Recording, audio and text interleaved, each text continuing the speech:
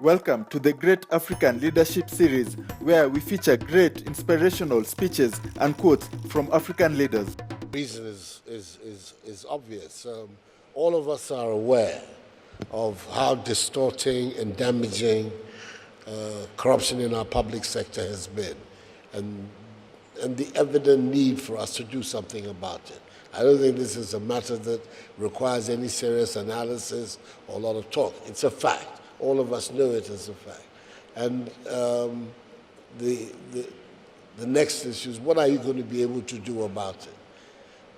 You have to begin by looking at the institutions to see how you can have institutions that are capable of dealing with it. And then the office is there, but there's also the attitude of those of us who are in office. I've taken the view that we have to make an example, we who are in office in Ghana, so that if allegations are made, evidence is given which suggests that, for instance, members of my administration are indulging in corrupt acts. Anytime an allegation is made, I've seen to it that it's investigated. So far, the investigations have not yielded any serious evidence, but it is important that it is known that people in the administration will themselves be subject to scrutiny if they go off schedule.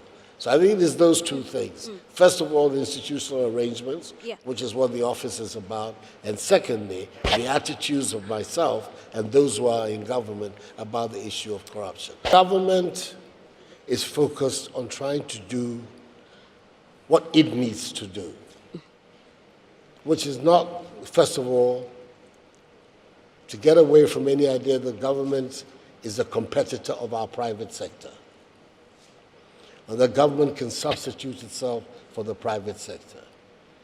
The role of government, in our view, is to be a facilitator for the development of the Ghanaian private sector. And that has been the focus of our government.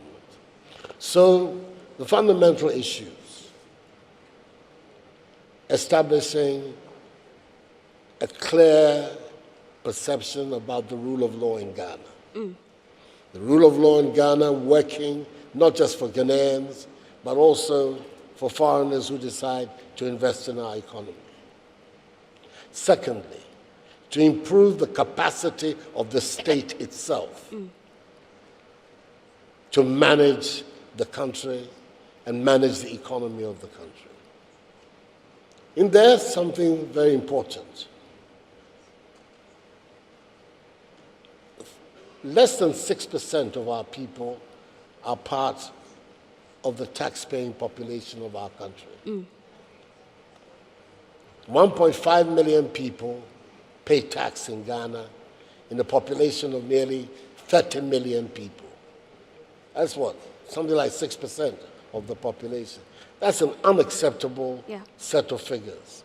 But it is feasible because the state itself at the moment still doesn't dispose of the capacity to be able to make sure that all those who should be in the tax net are in the tax net. So that's a major focus of my government. How are we going to broaden the tax base? We're talking in Ghana about a vision of a Ghana beyond aid.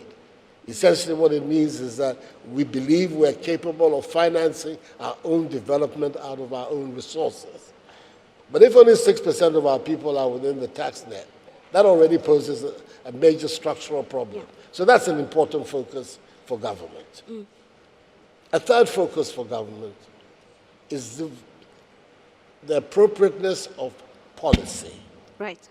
Because we have seen in all the other parts of the world which have succeeded that a major function of that success has been appropriate policy.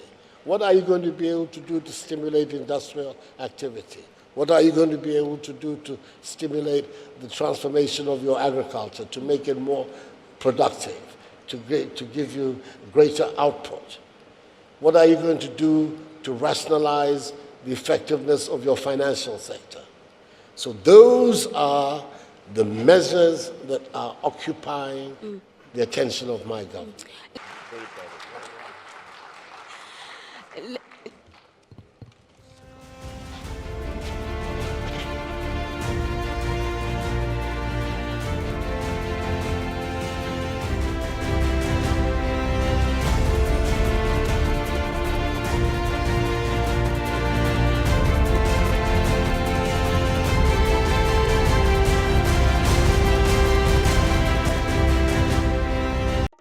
And share this video with friends and family to support the channel.